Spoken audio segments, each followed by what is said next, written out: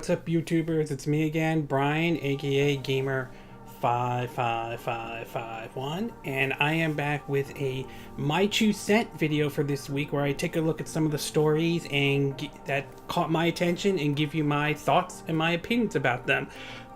Before we begin though, I do want to know, I'm sure most of you are aware that there was supposed to be a Nintendo Direct that happened this week, but due to a earthquake that hit over there in Japan though, it looks like it's pretty much been postponed for now until they set up a new release date.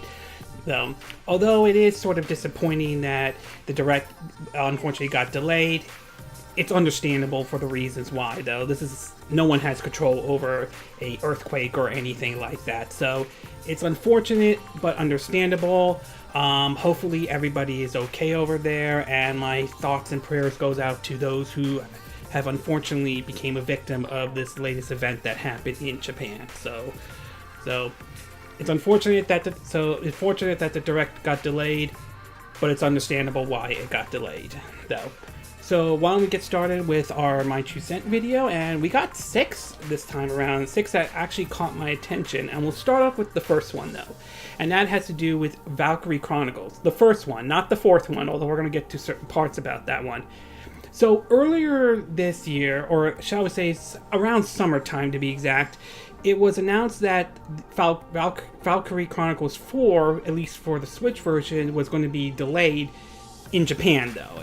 It was originally supposed to come out around the same time that the PS4 and Xbox One was, but just like with Dark Souls, the Dark Souls remaster, it got delayed and it got pushed back to the fall. So Switch owners in Japan had to wait for Valkyria Chronicles 4, although it didn't seem to impact the Western release or anything like that.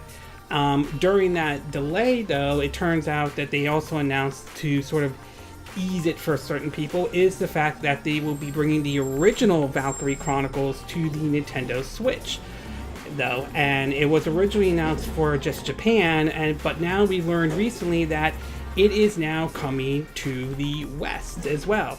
One of the things we learned is that it's not the remastered version though, and that sort of raised some concerns for some people, thinking they were going to get the vanilla version. But apparently Sega shared some more details, and it turns out to be that's not the case.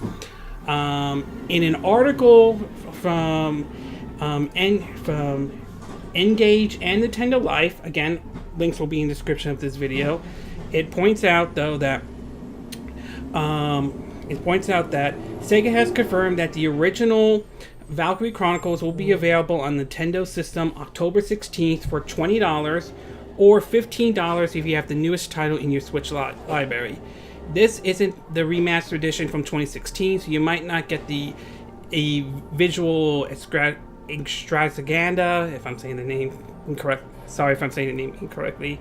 But later on, but of course, Nintendo Life later reported that it turns out more details came out about it though, and apparently they have, at least according to what Sega is saying, is that all DLCs from the original release of Valkyria Chronicles is included in the base package. So in other words, it turns out to be that despite it not being the remastered version, we're still getting all the DLCs and all. In other words, hold on one second. Think of it kind of like was when Skyrim was released on the Nintendo Switch. It wasn't the remastered version or anything like that, but in the end, it turned out to be, it was just the Skyrim with all the DLCs and so forth. So it didn't have the kind of bells and whistles the way the PS4 and the Xbox One did, but it was still, in a way, it was still the complete edition, and that's what it seems to sound like with this one. We're getting the complete edition, just more than likely we're not getting 1080p 60 frames per second. More than likely it's going to be 720p 30 frames per second, which is, while disappointing to a certain degree, this wasn't really a graphically demanding game anyway, compared to say like Doom and Wolfenstein 2 was. So I'm not losing complete sleep over it though, or anything like that. Would it have been nice if they added 1080p 60 frames per second to it? Yeah, it would have been, or at least a graphical option, but I'm okay with it at 720p 30 frames per second, provided it's a stable 30 frames per second. My only issue with this is that it's only a eShop title only. There is basically currently right now no plans for a physical release, which is a bit of a disappointment though. So, but overall, we're getting the first one. I think that's great. I love the first one though. I think I would rank it at number 5 as one of my favorite video games of all time. Speaking of Valkyria Chronicles, we now learn that they just shared with us the DLCs, and according to Nintendo Life, they're saying that Sega has also shared an add-on mission release schedule for Valkyria Chronicles 4. If you purchase the Memoirs from Battle Premium Edition of the game, you'll have instant access to this DLC as it arrives. In other words, the season pass in general. But for other players, can purchase this separately from the eShop. So according to what they're saying though, according to what Sega is saying, at least this is from the article from Nintendo Life, for those who opt to get for those who are picking up Valkyria Chronicles 4 but opt not to get the season pass and buy them separately, it basically has the Japanese voice pack, although they're saying that it's Switch only, included by default on all other platforms for free, along with tank decals. This will be out when the game comes out on the 25th of September. Other than that, they'll have the Squad E to the Beach DLC for $7. That will be out on October 9th. A Captainless Squad, which they are just saying it's $5, including with the digital pre-order. It will be out on the 23rd of October. They're also saying it will also be out on September 25th for digital pre-orders. Expert level skirmishes, $5. That will be out on November 4th. The two Valkyries, that will be $5, and that will be out on November 20th. Eddie's Advanced Ops will be $4. That will be out on December 4th. It says code included with Members of the Battle Premium Edition. It also says it will be out on the 25th with code for Members of the Battle Premium Edition. And last but not least, they'll have the United Front with Squad 7, looks basically the cast from the first Valkyria Chronicles, for $6. Code included with the Memories from the Battle Premium Edition. It will be out on the 18th of December. It'll also be out on the 15th of September for those who purchase the Members of the Battle Premium Edition. So basically that's a rundown of the DLCs and everything, and it looks like if you got the special edition, the Members of the Battle Premium Edition, apologize if I'm not saying that name correctly, it looks as though you'll be getting those DLCs early before everyone else did. So you could debate whether or not you think this is a good or bad practice for the game in any way. But to me, I'm still looking forward to the game and all that stuff. I know some people may be iffy about the whole DLC situation, and that's understandable considering the reputation DLCs have gotten over the years. Nevertheless, I'm looking forward to picking this game up. I'm glad the first one is coming to the Nintendo Switch, but like I said, would have been nice if they offered a physical version of it. But nevertheless, it's great that both Valkyria Chronicles 4 and the first one are coming. Here's to hoping both of those games do sell well. Valkyria 4 in general hopefully sells well across all platforms, Switch, PS4, Xbox One, and PC, that maybe it will convince Sega to possibly maybe remake Valkyria Chronicles 2. I did not like the level up system on that one, so maybe they'll fix that one as well, and maybe bring Valkyria Chronicles 3 over, the one that a lot of people wanted to see come over to the PSP from Japan, but never saw the light of day in the West. I know some people will say they will have to rework everything and all that stuff, and that's probably true. But if Nintendo can bring over a Fire Emblem game, I think Fire Emblem Echoes, a sort of a black sheep of the Fire Emblem series that was only released in Japan on the Famicom, and remake it and bring it over here to the West, I can't see how they can't do that with Valkyria Chronicles 2 and 3. So overall, glad that Valkyria Chronicles, the first one, is coming to the Nintendo Switch. Hopefully it clicks with audience the same way it clicked with me when the game originally came out 10 years ago. Okay, we're going to take a quick break, and when we get back, we're going to get to part 2 of our video, and this one has to do with a report regarding Red Dead Redemption 2 and the possibility, based on an event based on a GameStop event, that the game may be boring based on some of the response we got from some people. So we'll take a quick break, and we will be right back.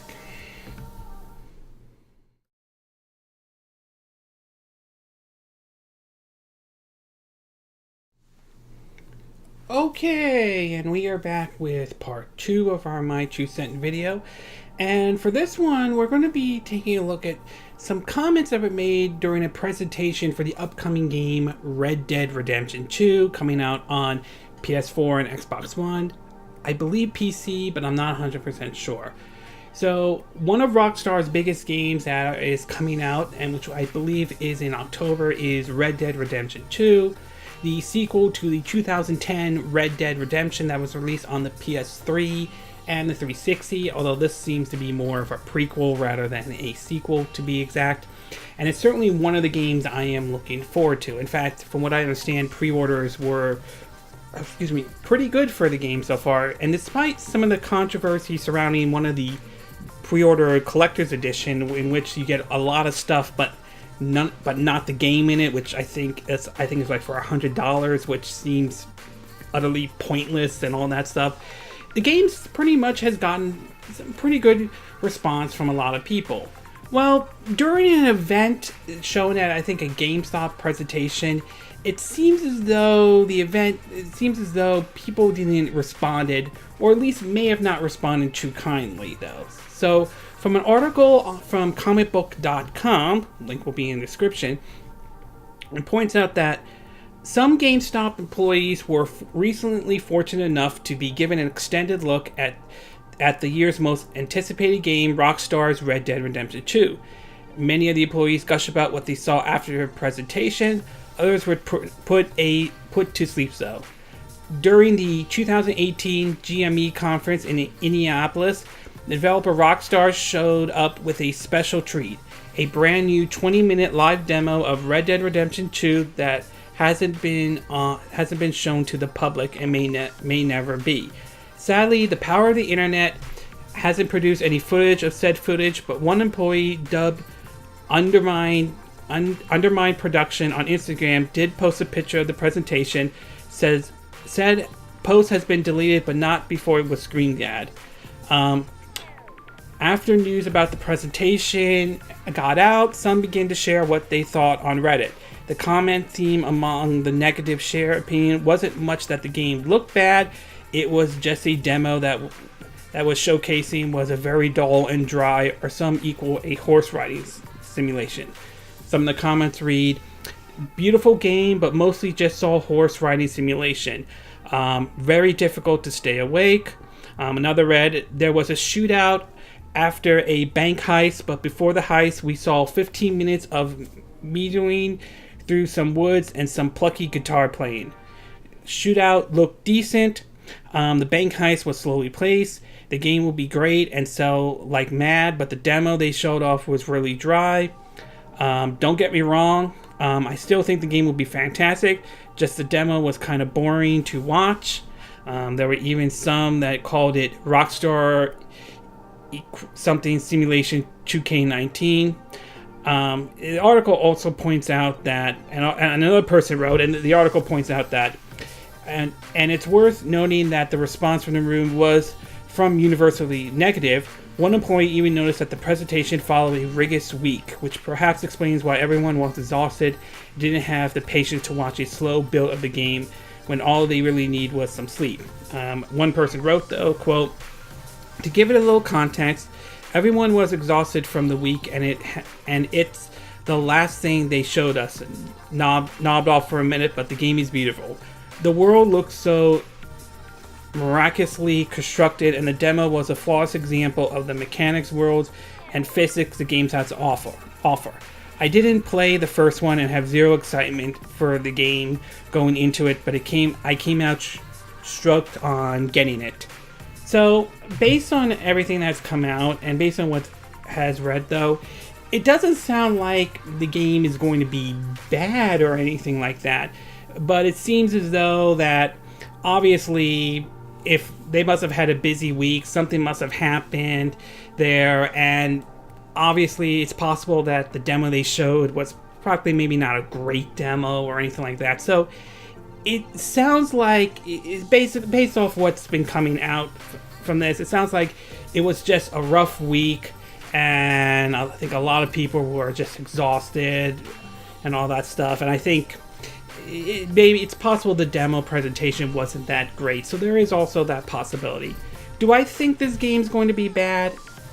I don't think so. I really don't think this is going to be a terrible game or anything like that. I think, like I said, probably it was either a bad demo or just like a rough week, as some of the employees have been saying. So I don't think this is going to impact Red Dead Redemption 2 in any way, in any form or in any way possible. So obviously, like I said, obviously a lot of people just had a rough week when they were going to this event, to be exact, and unfortunately Red Dead Redemption 2 got the brunt of it though. But overall, I don't feel this is going to have a huge impact on Red Dead Redemption 2. I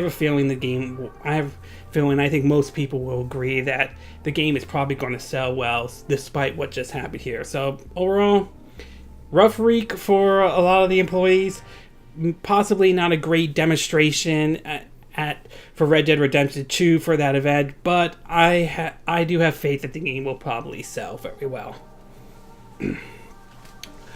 Okay, we're going to take a quick break, and when we get back, we're going to get to part 3, and we're going to talk about a comment that Sony recently made regarding crossplay on their system for the PS4. So we'll take a quick break, and we will be right back.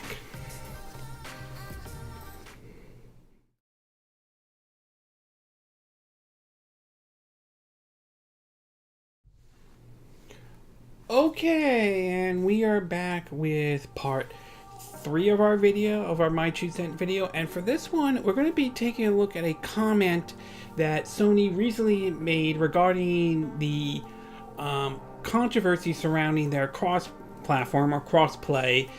Though, for those who are not familiar with it, when Fortnite was released on the Nintendo Switch around E3, when they showed off that Fortnite was available to download, some people found out that you won't be able to access your Fortnite account if you played Fortnite on the PS4. So if you wanted to play Fortnite and do cross-platform or cross-play with, say, people who own an Xbox One, PC, or Mac, you have to create a whole new character and all. This created some controversy with it and saw Sony's stock drop, not a huge drop, but still dropped, and Sony had to sort of respond to this, and they kind of said that they were open to the idea, supposedly at the time. Well, a new comment came out from Sony that, well, it may not sit well with everybody though. Some may agree with this, some may not. So in an article, let's see if I can get that article up. In an article on The Verge, Sony recently made this comment saying, quote, and again, link will be in the description though, on cross-platform, our way of thinking is always that PlayStation is the best play to play. Fortnite, I believe, partnered with PS4 is the best experience for users. That's our belief. But actually, we are open to some games as cross-platform with PCs and some others, so we decide based on what is the best user experience. That's our way of thinking for cross-platform though. Well, some people may or may not like this out. Now, I do want to say for the record, I don't hate Sony in general though. I like a lot of the games they have produced, and this year they have certainly produced a lot of really good games. This year they produced the excellent God of War. That is definitely a fun game. And I just recently picked up Spider-Man. I gotta install that and get my hands on that one, try that one out as well. But as much as I like Sony and a lot of their first-party games they have put out, though, excuse me, that doesn't mean I 100% agree with every decision they make. And Excuse me, sorry. And crossplay is certainly one of them. I think that response in general, at least the way I'm seeing it though, is a very arrogant response. It almost gives the impression of, since we're at the top, we don't have to worry about this. We don't have to do anything about that. And while I will agree that it is their platform and they can choose whether to implement crossplay or not, I think it's a dumb decision for them not to do it, to be exact. I mean, the fact that Nintendo, of all companies, which is known to be tend to be stingy and tends to be a bit conservative, and it's also known to drag their feet on a lot of things, is more open to cross-platform than Sony is. It shows that there's something seriously wrong with that picture. And while this may not hurt them with the PS4, considering how far up ahead the PS4 is right now, it could become a problem with the PS5 when they have to start over.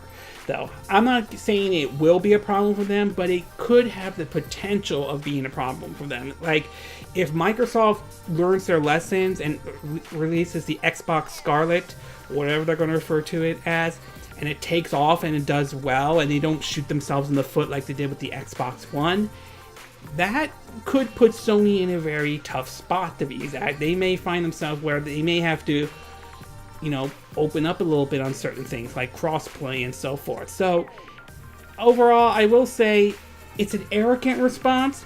I'm not saying Sony doesn't have a right to this. If Sony has to put crossplay in it or not, it's their console, it's their choice. But I think it is a wrong decision not to offer crossplay, to be exact. And I do hope Sony does change their mind. So overall, I like their games, but I do think this is an idiotic policy of theirs, to be exact. Okay, we're going to take a quick break. When we get back, we're going to get to part 4 of our video. And this one, we're going to be taking a look at NBA 2K19, the Switch version, over the file size, which is going to be outrageous for some people, and their recent comments about loot boxes. So we'll take a quick break, and we will be right back.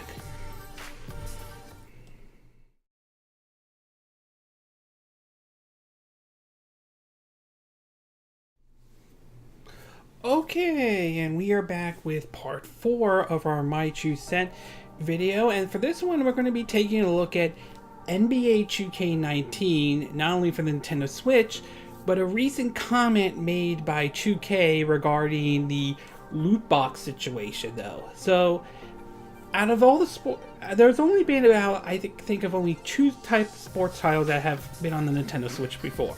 The soccer one from FIFA from EA, and the basketball one from NBA 2K. Those have been the only sports title that have been available at the Switch at this time, as far as I am aware of, though.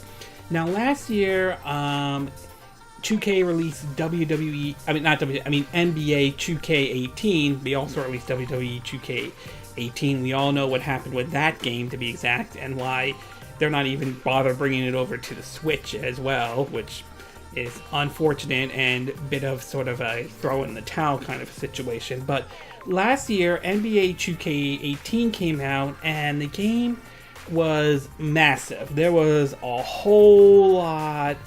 Apparently had, for a Switch game, it took up a lot of spaces though. And while that may have been okay for a launch title though, you would assume that basically 2K would have figured out by now how to best look at options, look at ways to figure out, okay, how can we best, still accomplish what we want to do, but while compressing and optimizing it though.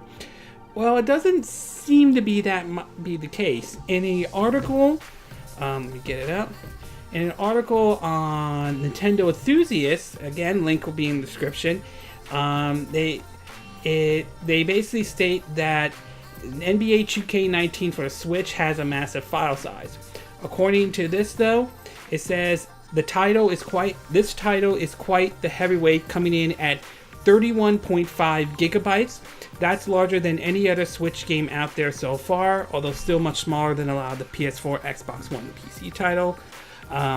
Each Switch comes with a 32 gigabyte of storage, but due to the OS partitioning off space for itself, the actual usable amount shrinks to about 24 gigabytes.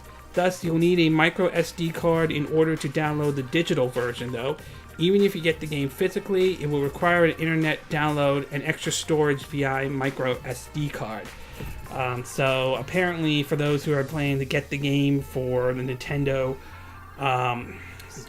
getting this game for the Nintendo Switch, it looks like you will have to basically gonna have to upgrade your micro SD card. But even with the 128-bit, that's going to still eat through a lot, though. And you would think that they would have figured out perhaps maybe how to best optimize it or best compress it, or figure out maybe having like, say, like a port house, someone who could, or like someone that properly understands the Switch and all. It just, I mean, oh my god, really?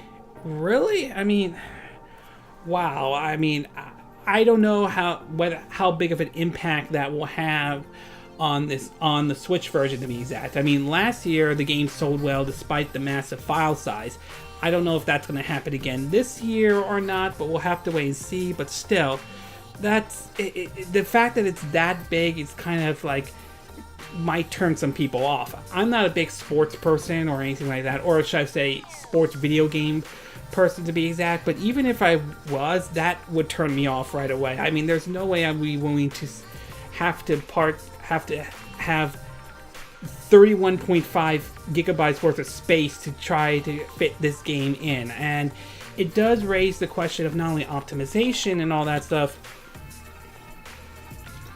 but it also raises question about the whole file size, the cartridge, and all that stuff for the Nintendo Switch, and how it feels as though some are just doing will try to push everything into the smallest possible cartridge and have people download the rest because they don't want to spend the money on a larger cartridge due to it being so expensive, all that stuff. Not to mention, we've heard reports about the 64 file size cartridge that was delayed, that was supposed to come out this year but was delayed till next year due to some issues they ran with. So whether that would have solved the problem or not. So, but it does highlight, certainly this is a issue that not only 2K needs to address though better, but obviously this is maybe a problem Nintendo is going to have to address, because it feels as though a lot of developers don't want to spend the extra money to get the file size, the bigger cartridges, because those are pretty expensive and all that stuff. So that is sort of a problem Nintendo is going to have to address. Meanwhile, apparently, as some of you are aware of, Belgium has declared, like loot boxes and all that as a form of gambling, and has basically said that they would ban certain games because of this, though. Well, it looks like 2K is responding to this and are asking people to respond to the Belgian government. In a in a statement that 2K wrote, this is written in French, Netherlands, but they have it written in English. It says, quote, "The Belgian Gaming Commission, BGC, has stated that the games, which include some loot box style mechanics, violate gambling laws in Belgium. While we disagree with this position, we are working to comply with the BGC's current interpretation of these laws. As a result, we've made some local changes to the My Team mode. These changes are necessary for the purpose of the BGC interpretation of the Belgium Gaming Act. Specifically, we will be able to buy coupons, not earn currency / VG gamers are still able to acquire My Team points. We will be continuing conversation with the BGC in order to explain our views. If you agree, we recommend that you contact your local government representative. We will keep the community posted on any development. We apologize for any inconvenience." In other words, and some people have pointed it out though, it's basically saying 2K wants you to tell the Belgian government to basically, yes, we want loot boxes in our video games. Honestly, I have to say I'm not buying it one single bit. After we saw what happened with Star Wars Battlefront 2, and what happened with Middle-earth Shadow Wars before Warner Brothers decided to remove that loot boxes completely from it, though, I'm just not buying this at all. And I don't know how many people are going to respond to this and tell the Belgian government to, yeah, let them put loot boxes in it, though. I mean, we've seen how very easily some developers like EA got too greedy too quickly and tried to abuse the system in a way to try to nickel and dime people to death. And honestly, I really don't support their position on this, to be exact. And I hope others do share that view and not support 2K on this, though. Okay, 2K maybe make some really good games, but not every position. But this is not a position I'm willing to agree with them on. I think it's good that the Belgian government is cracking down on loot boxes, though, and I hope other nations follow as well. I think it's utterly ridiculous and utterly pathetic how some developers have used microtransactions and loot boxes as a way to exploit and take advantage of people. Not to mention, there have been reports of how some children have spent up to maybe $10,000 or more on in-game currencies and so forth. So overall, I'm not buying 2K's response on telling people to tell the Belgian government that they want loot boxes in their games. I'm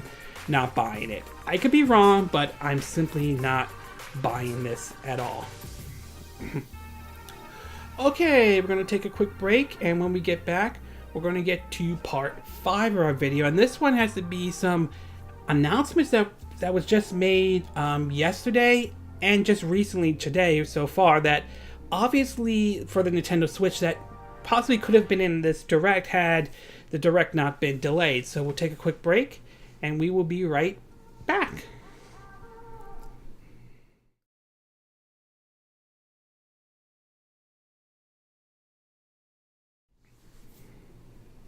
Okay, and we are back with part 5 of our My 2 Cent video for this week. And for this one, we're going to be taking a look at 2 recent announcements that came out that are basically 2 games coming to the Nintendo Switch. And it's possible these announcements may have been part of the Nintendo Direct before the Direct was canceled this week due to the earthquake that hit Japan.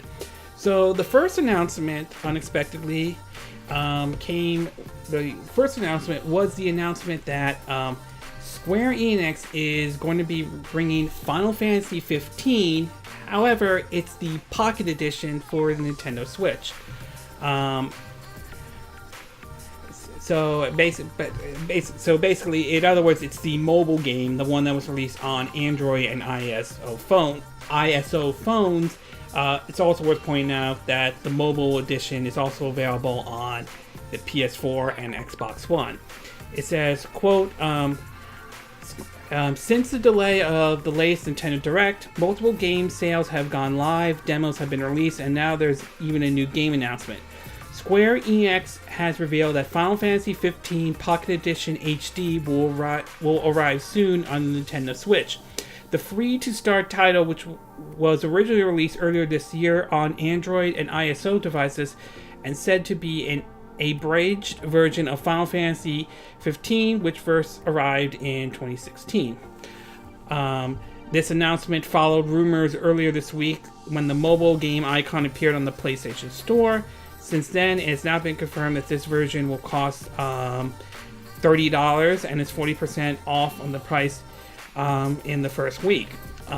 Just to let you know, the game currently sits at a 79 on Metacritic with a user score review of 7.3. The other game that was announced, and this was, I believe, announced today, was the fact that the turn-based strategy game Civilization 6 is going to be heading to the Switch, according to Nintendo Life. Again, links are in the description, though. It points out that Civilization 6, a turn-based strategy game developed by Firaxis Games, apologize if I'm not saying the name correctly, will be available on the Nintendo Switch this November. It has been confirmed. Civilization, it also points out that the game will have, it also claims that it will have Basically 4 playable scenarios, each with different settings and styles for gameplay inspired by history. Be part of the colonization of Australia in Outback Tycoon. Defend Poland from invaders in Jadewig's Legacy. Choose a Viking leader to plunder Europe in Viking raiders and traders, or conquer the known world in the conquest of Alexander. It says that it will support cooperative and competitive multiplayer.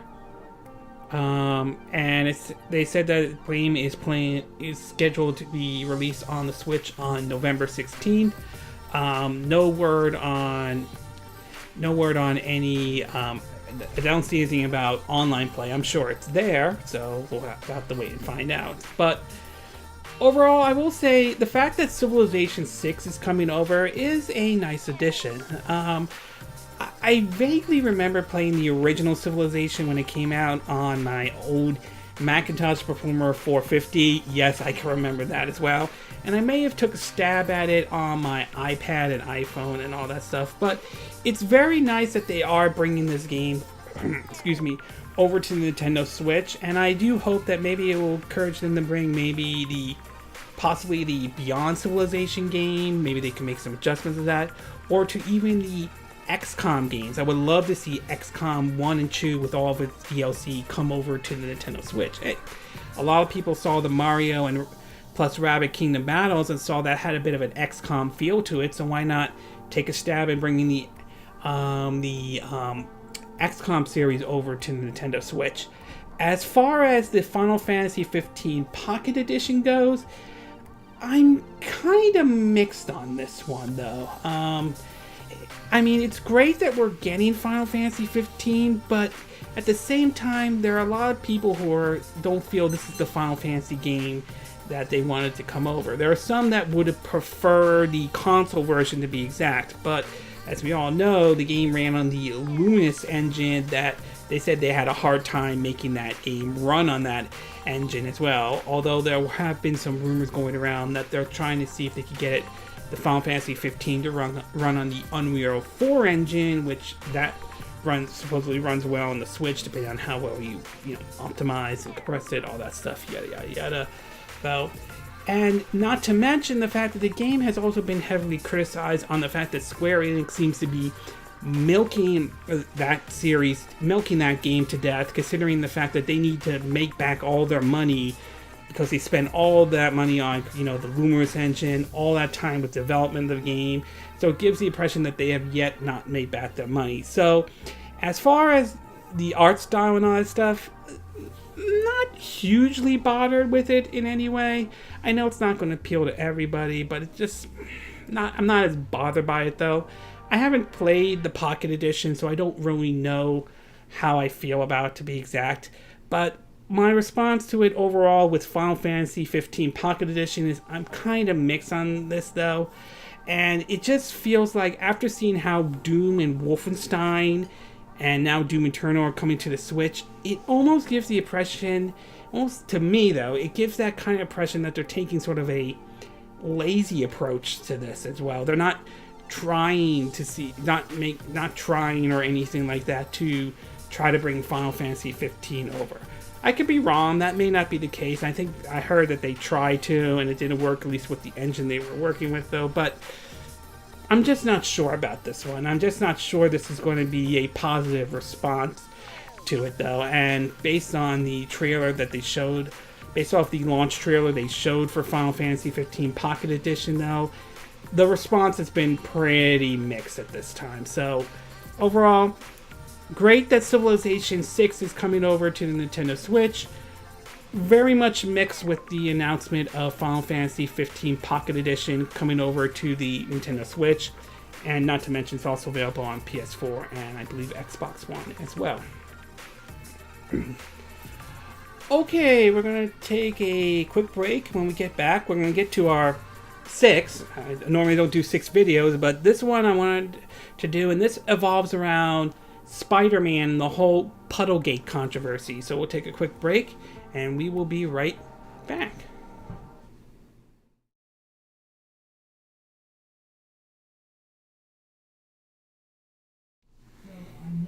Okay, we are back with the sixth and final part of our My Two Cent video for this week. And this one has to do with Marvel Spider-Man that just recently got released onto the PlayStation 4 and the whole issue with Puddlegate. Now, Spider-Man certainly is one of the games I've been looking forward to playing on the PS4 ever since it was originally, I think, shown off last year at E3's 2017, and that it had the potential of basically being the Spider-Man game a lot of us always wanted to play, or for some of us haven't played a really good Spider-Man game since Spider-Man 2 was released back in 2004 for the original Xbox, PlayStation 2, and the Nintendo GameCube. Since I got the game last night and I've yet to try it out, but one of the issues that recently popped up, or has been popping up lately, has to do with a certain scene, and it has to do with a puddle of water, which has certainly changed from what was shown in E3 2017 to the current version that is available right now.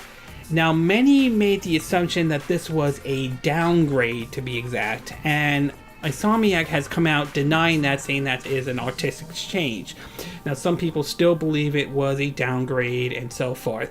And recently, Digital Foundry put out a video taking a look at it, and they also addressed the issue of whether it is a downgrade or not. Now, just to be clear, I've yet to play the game. At the time of this recording of this video, I've yet to play the game yet. I would have to try out myself, get to that scene, and maybe check out some other scenes to determine whether or not the game has downgraded, though. Having said all of that, based on what Digital Foundry has shown, based on what I've seen so far, I'm just not seeing it in any way.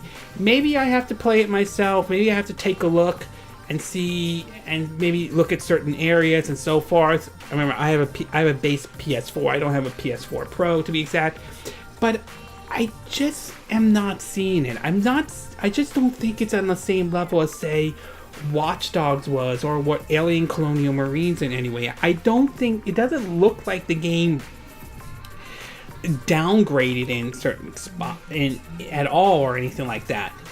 But again, I'll have to try it out to see for myself. But it doesn't look that bad. Even if some areas seem like it's been downgraded, though, it doesn't look like a bad or awful looking game, to be exact. To me, I'm a firm believer on gameplay is more important than graphics, though.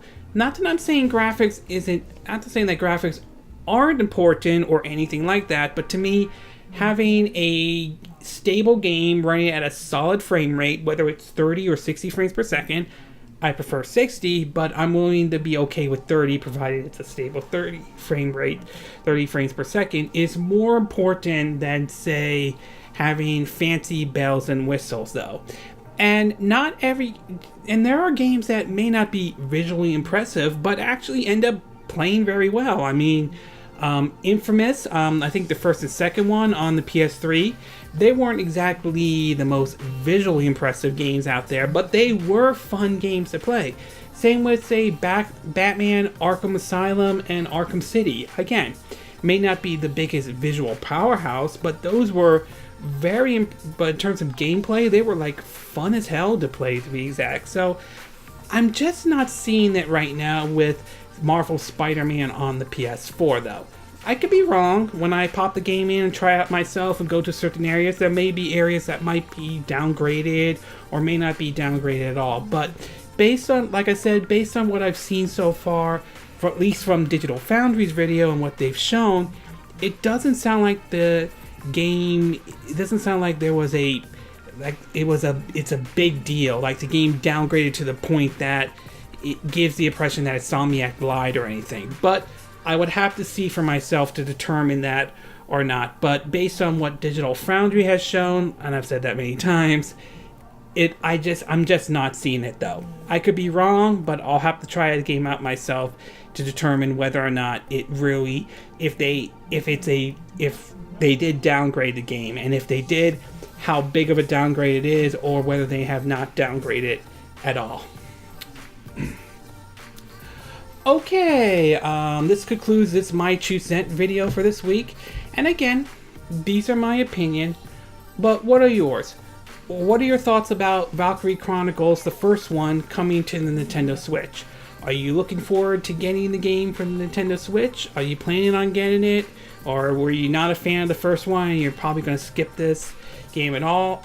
After all, are you okay with it being an eShop only title, or would have liked to see it or would you have liked to see them do a physical version, to be exact?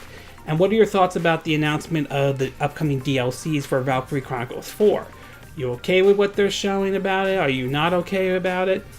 What are your thoughts about Red Dead Redemption 2 and what happened at this GameStop event, though? Do you think that the game is truly boring, as some people made it out to be? Or do you think this is a case of, you know what, they showed a bad demo or something like that, but you expect the game's still going to be good in the end? What are your thoughts about Sony's response to the whole crossplay thing?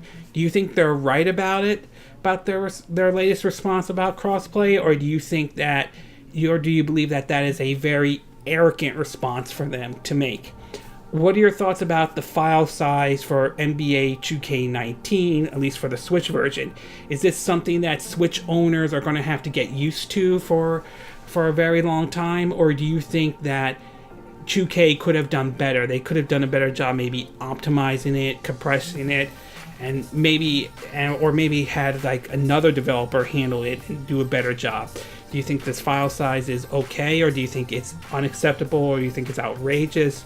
And what are your thoughts about them asking you to contact the Belgian government, saying that they want you to allow them to have loot boxes in their game? Do you think they are right about what they're saying, or do you think they are wrong about that? And what are your thoughts about the announcement, these two announcements that were made for the Nintendo Switch, Civilization 6 and Final Fantasy 15 Pocket Edition? Are you pleased that Civilization 6 is coming to the Nintendo Switch? Are you looking forward to getting it? Are you not looking forward to getting it?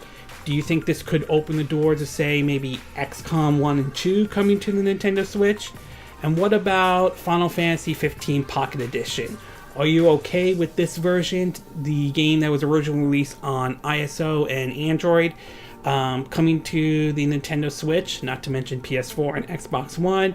Or do you think they should have tried to at least get the console version of Final Fantasy 15 over to the Switch instead? And last but certainly not least, what are your thoughts about the whole Puddlegate controversy surrounding the Marvel Spider-Man PS4 game? Do you think it's a big deal, or do you think or do you believe that people are blowing it way out of proportion? Do you think Digital Foundry is right on their video, or do you think they are wrong on their video? Do you agree with what I said? Do you disagree? Do you have a difference of opinion? As always, sound off on the comment section below. Let me know what you think, and I hope you hit that like button. I would appreciate it, and I hope you do subscribe to my YouTube channel. If you do, make sure you hit the bell icon for notifications of any new videos I put up. Also, feel free to share this video if you want to, and feel free to donate to my channel if you like. You could do it through PayPal Me or Patreon. Links will be in the description of this video. And I will see you again next time when I do another video. Hopefully that will be soon. Until then, from Southern California, I wish you all a good day then. Bye!